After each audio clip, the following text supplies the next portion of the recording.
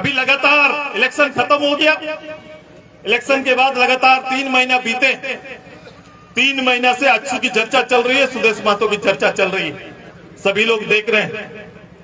कुछ लोगों का सोशल मीडिया वगैरह में, कुछ लोगों का दाना पानी भी यहीं से चल रहा है, मेरे नाम से दाना पानी भी चल जाता है कुछ लोगों का। अच्छा है, हमको कोई दिक्कत नहीं, हमको कोई परेशानी नहीं, अच्छा लगता है। कुछ लोग लिखते ऐसे हैं, मैं बड़े पत्रकारों को भी कुछ चीजों पर लिखते हुए देखा हूं, जिनको मैं सम्मान करता हूं, उनको भी मैंने लिखते हुए देखा कि परिस्थिति के केवल एक बार बदल जाने से वो लिखना किस रूप से प्रारंभ करते हैं। मैंने उस दिन को भी देखा है।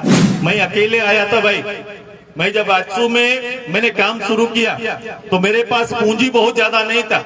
मेरे पास 60-70 लोग ही थे पूंजी के रूप में, जो पार्टी के कहलाते थे, जिन्हें पार्टी में कोई मान्यता थी। इससे बड़ा कुछ नहीं था। मुझे गुरुजी जैसा बना बनाया कोई सिस्टम हमको मिला नहीं।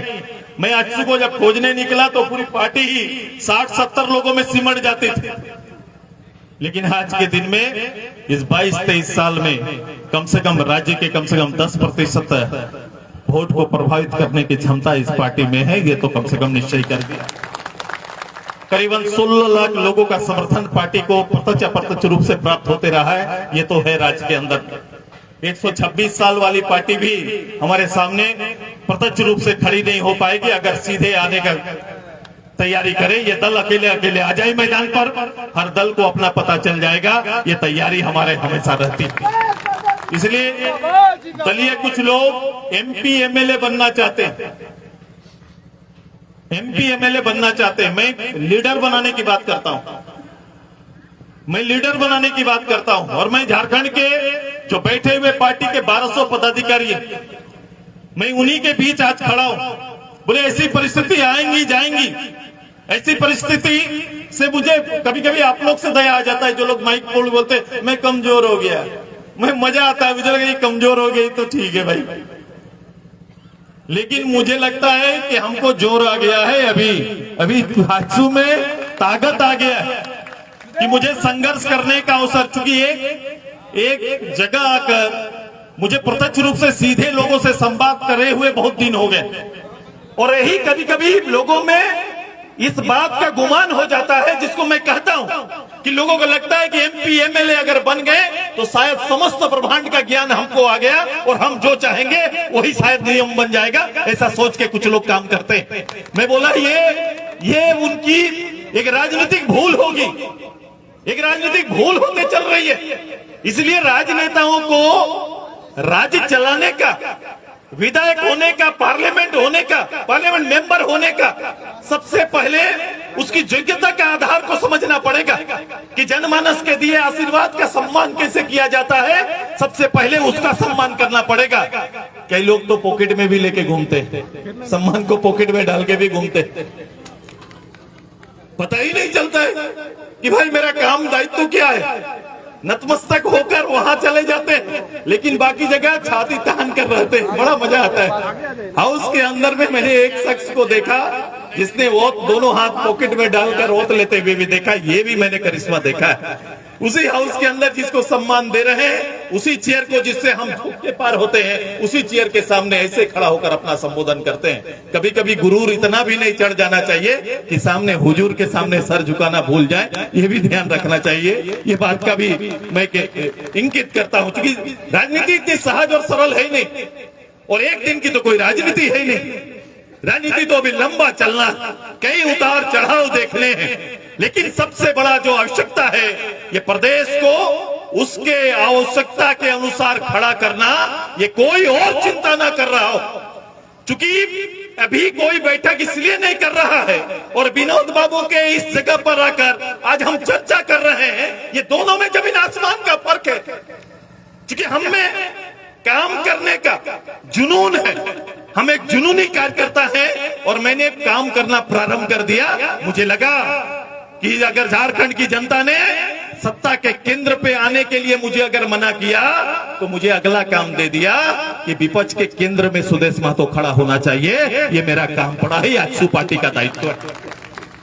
मैं कल ही देशवंदा को कह रहा था कि देखो, एक भरा हुआ फुटबॉल मैदान को इसी तरह से भर कर रखो।